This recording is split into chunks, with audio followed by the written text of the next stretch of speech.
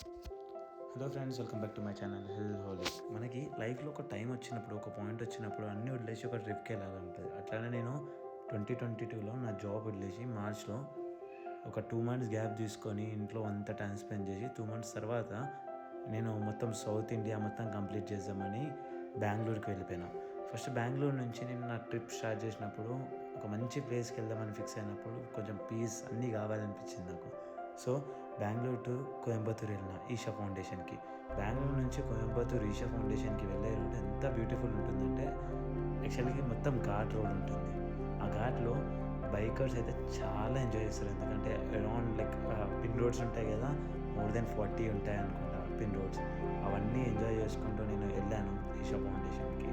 ఈషా ఫౌండేషన్కి ప్రాబబ్లీ నేను morning start అయ్యాను 8 o'clockకి.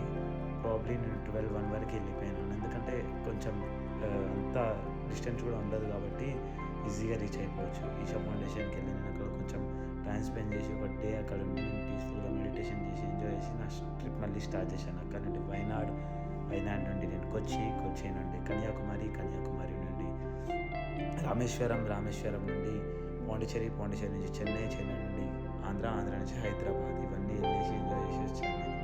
ఈషా ఫౌండేషన్ ఎంత బ్యూటిఫుల్ ఉంటుందంటే మొత్తం మొత్తం ఇట్లా నీకు ఫారెస్ట్ ఉన్నట్టు అనిపిస్తుంది. ఆ హిల్ స్టేషన్ మధ్యలో మన శివుని స్టాచ్యూ ఉంటుంది కదా, దానంత బ్యూటిఫుల్ ప్లేస్ నేను ఇక్కడ చూడలేదు అనిపించింది. ఇక్కడ వెళ్ళి ఒక 1 hour 2 hours కూర్చున్నాను నేను కన్నయ్య దాని దగ్గర మెడిటేషన్ సెంటర్ దగ్గర. ఎంత హ్యాపీ అనిపించింది, మైండ్ చాలా పీస్ అయింది. మీరు కూడా ఎప్పుడైనా మీకు లైఫ్లో స్ట్రెస్ అనిపించింది అనుకోండి, జాబ్ లేదండి, లేకపోతే ఒక 10-20 days లీవ్ పెట్టేసి బయలుదేరండి, ట్రిప్కి వెళ్ళండి, ఎంజాయ్ చేయండి. టైం మీకు మీరు టైం ఇవ్వండి.